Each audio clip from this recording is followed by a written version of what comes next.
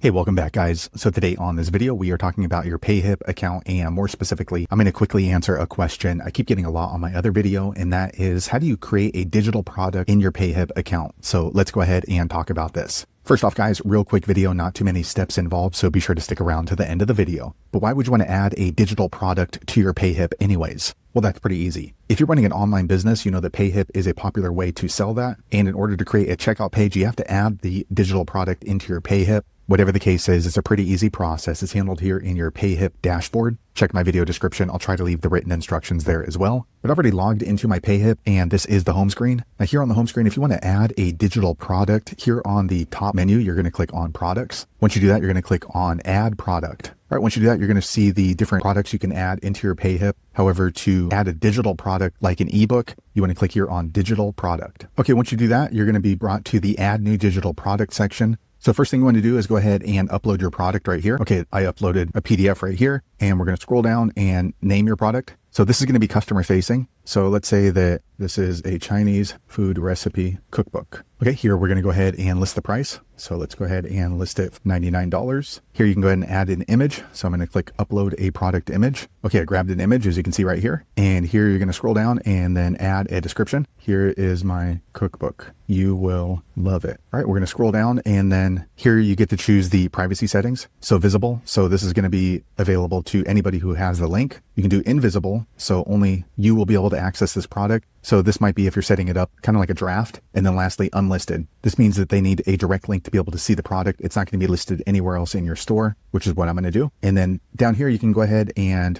choose advanced options. So if you need to add variants, you can click right here. If it's tax exempt, if it's an ebook. So go ahead and just check through here and see which one applies. And once you're ready, go ahead and click on add product. Okay, quick second later, the page refreshes. Now you can see product added. And here is the product link right here. So we can go ahead and copy that, and you can share it onto Facebook or wherever you normally share your digital products. And if you want to see what the product page looks like, just click right here. Okay, so here is my digital product we just added into our Payhip. So there you have it, guys. If you're wondering how to add a digital product into your Payhip, that's the easiest way I know how to do it. If you know an easier way, be sure to leave a comment below. Let the rest of us know how you did it. Hopefully you found that video useful. If so, click thumbs up, or maybe consider subscribing to my channel, and I hope to see you on the next video. Thanks again for watching.